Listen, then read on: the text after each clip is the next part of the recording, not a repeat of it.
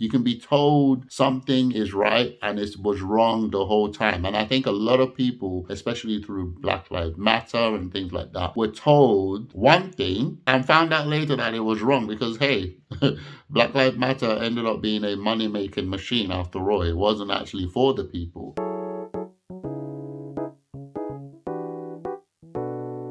Hi guys, welcome back to my channel. I can't believe I'm just hearing about this, but I just clocked from YouTube that Candace Owens, I believe, did a video on a short history of slavery in America. I think it's in America. I'm really interested to find this out because there's a lot of cloud around the slavery business. There's a lot of questions, there's a lot of issues. And I trust Candace when it comes to these areas because she's not trying to sugarcoat things. She's not trying to make black people feel good and she's not trying to make white people feel good. So I trust her judgment on this. I'm very interested to see how much she exposes here because there's a few questions. I don't want to say them now, but there's a few issues that I had as I was growing up when I was hearing about slavery and, the stuff that were going on. And especially being a Christian as well, I just didn't understand a few of it. So if this is your first time on my channel, guys, please leave a like on the video, comment, and subscribe. Let's check out this video. And now for a brief history of slavery.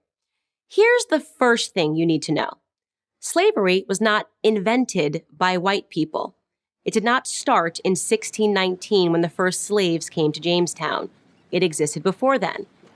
It did not start in 1492 when Columbus discovered the New World. In fact, when the intrepid explorer landed in the Bahamas, the native Taino tribe hoped that he would help them defeat their aggressive neighbors, the Caribs. The Caribs enslaved the Taino and, on occasion, served them for dinner. Right? Slavery existed in Africa, Asia, and the Middle East.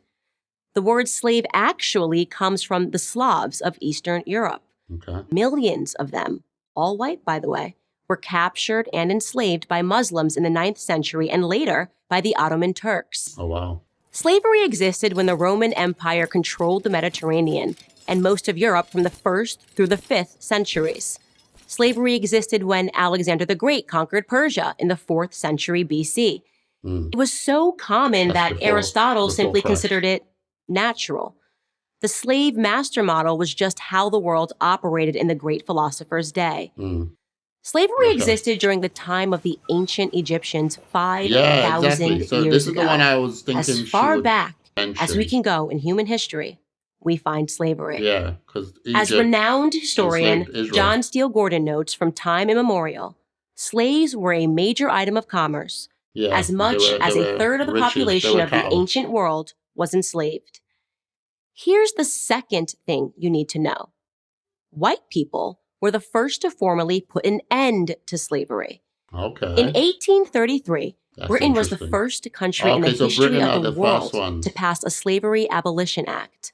They were quickly followed by France, who in 1848 abolished slavery in her many colonies. Okay. Then, of course, came the 13th Amendment in the United States Constitution. Yeah.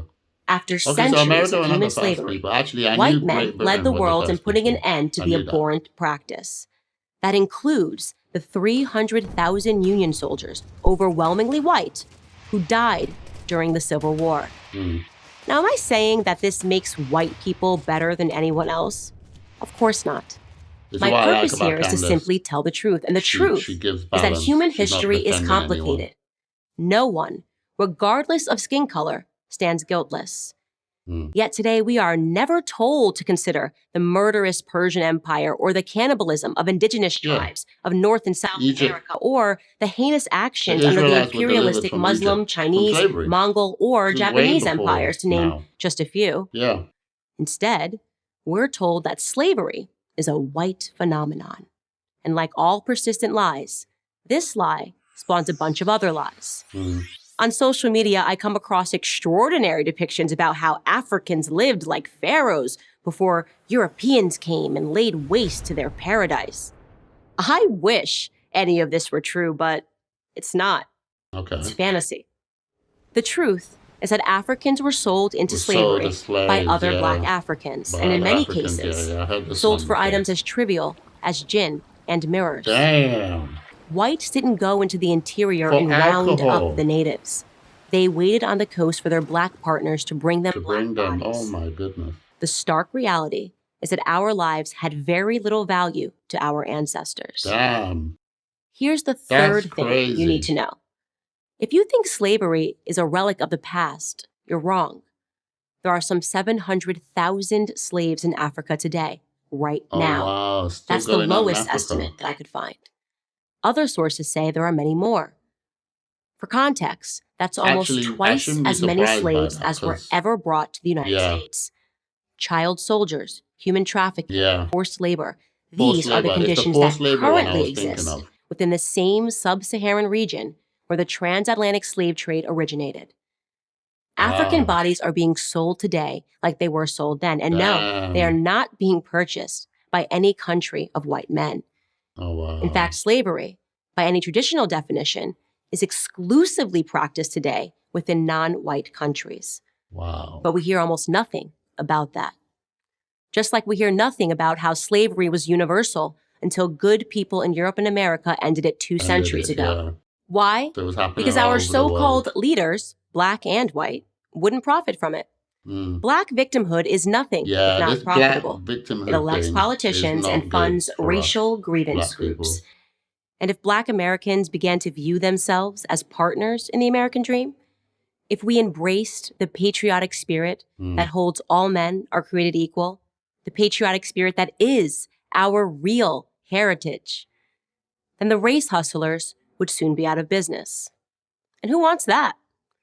I'm Candace Owens, author of Blackout, for Prager University. This one really boggled my mind. So one of the things that I went through when I was younger, obviously I'm much older now, but during like university days, during like my mid-20s, I used to hear a lot about racism and how the white man is evil, like from black people. And then the more I got into like social media and things like that, I started hearing about America and how racist the country is and things like that. And then eventually the light of horrible things that happen across the world started shining into my knowledge, and I started learning more about these things. And one of those things was slavery. And then we got to a point, the woke era, where black people started becoming victims. All of a sudden we were hearing we couldn't make it in this country. And I'm talking about even in Great Britain. We were being told that you won't make it. There were certain like shootings that happened with certain young men who were stereotyped. You know, those things do happen. Don't get me twisted. Racism is real. It still happens now. But my point is that I never saw it as something that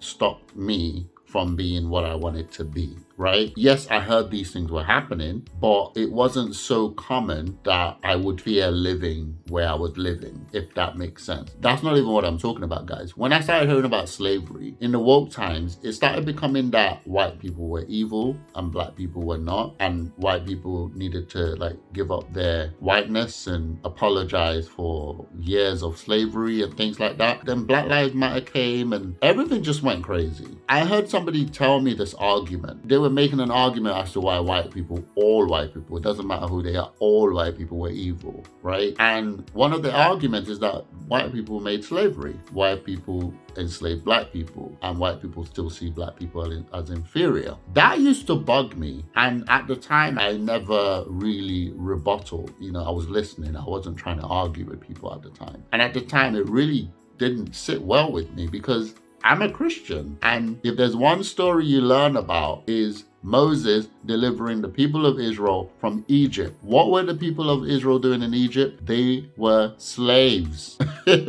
So when this guy is telling me that white people started slavery and this is what they did, and he's not talking about back in Jesus' time, he's not talking about back in Moses' time, he's talking about right now, he's talking about 100 years ago, he's talking about 1914, 1920. I'm like, wait, this didn't have existed before that. Not just Egypt, guys. In the Bible, the children of Israel even went into slavery to Babylon, right? And so on and so forth. So many cities, countries held them as slaves. And these were the Jews, right? The one thing that I think we should take away from this video is that we shouldn't let people brainwash us. We shouldn't let people tell us things and we believe them. I talk about the manosphere a lot and I talk about feminism a lot because I think they both operate in two extremes, and one tells its people they don't need men and the other tells its people they don't need women. But I talk about them a lot because they throw around information as if they're facts. And a lot of people do that on YouTube. A lot of people do that on the internet. They throw around, like they just throw information like, oh, statistically this happens and statistically this happens. If you don't research these things yourself, you can easily be deceived. And even as a Christian, one of the things that God warns us about is that we could be easily deceived. You can be told something is right and it was wrong the whole time. And I think a lot of people, especially through Black Lives Matter and things like that, were told one thing and found out later that it was wrong because, hey, Black Lives Matter ended up being a money-making machine after all. It wasn't actually for the people. Guys, look, be well-read, be well-informed on issues before you take them as your life, because you could be defending something that's a lie. You know, something that I know is the truth. If somebody tries to tell me otherwise, I'm willing to die for that truth. I'm willing to lay my life down because I don't want anyone to tell me this thing that I know to be true is a lie. But imagine if that which I'm defending was a lie. That is a terrible death. That's a terrible way to live your life. Guys, what do you guys think of this video from Candace? Do you believe her? Do you think she's lying? Do you believe she's one of the people who is a grifter and, you know, hates black people? Or do you actually believe that she's telling the truth? Because, hey, I think she's telling the truth because what she said corroborates what I know. I knew from youth that slavery existed in Egypt, and Egypt is before Christ. This is Moses' time. This is Bible time. And slavery existed then. Jesus even talks about slavery. He talks about releasing slaves. And it's also interesting that it's happening even right now as we speak, but it's not making news. And yet, racism that is not as prevalent as it was back in the day is being spoken about over and over. We're graduating, the country's still racist. We're rich, the country's racist. We have rap artists, the country's racist, right? We have Marvel talking about diversity up, down, left, right, and center, but the country's still racist. It doesn't make sense. Guys, let me know what your thoughts are in the comments below. Do you like the video from Candace? Do you enjoy my reaction? Whatever your thoughts are, let me know in the comments below. Leave a like on the video. Subscribe to my channel. It really helps me out. I'm still trying to get to that 1,000 subs. I'll see you on my next reaction.